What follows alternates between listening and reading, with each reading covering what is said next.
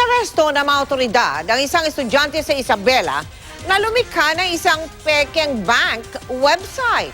Sa pamagitan niyan, nakuha niya ang account information ng kanyang mga biktima na kanyang pinagkakitaan.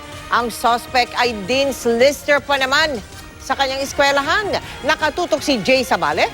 Exclusive. Ka, ha? You're under arrest, no?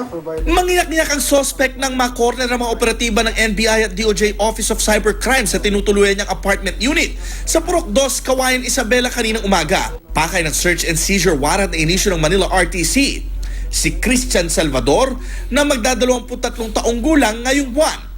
Natunto ng NBI si Christian matapos magreklamo ang isang malaking bangko dahil marami na raw silang natatanggap na reklamo mula sa mga credit card holders na na-charge ng malaking halaga kahit di naman nila nagamit. Sa investigasyon ng NBI, si Christian daw ang isa sa mga nasa likod nito. Totoo po lahat about po sa bank phishing page. Sa pagkuha po ng mga personal information, sir. Kadalasan daw ay binibili sa kanya ang impormasyon ng credit card holder sa halagang 5,000 pesos. Minsan na may ginagamit niyang pambili ng sarili niyang gamit. Si Salvador ay isang Dean's Lister student ng kursong Computer Science. Ang trip daw talaga niya ay website penetration at phishing.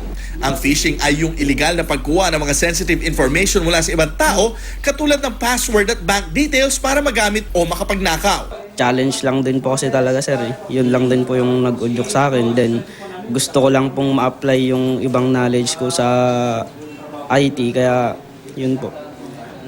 Challenge ko po sa web hacking. Pinuntahan din ang kanyang bahay upang i-search maging ang kanyang bagong biling kotse. Domestic helper sa Lebanon ang ina ng suspect, panadero naman ang kanyang ama. Pinag-aral ko ng maganda. Pinalaki ko siya ng maganda. Matalino yan, sir.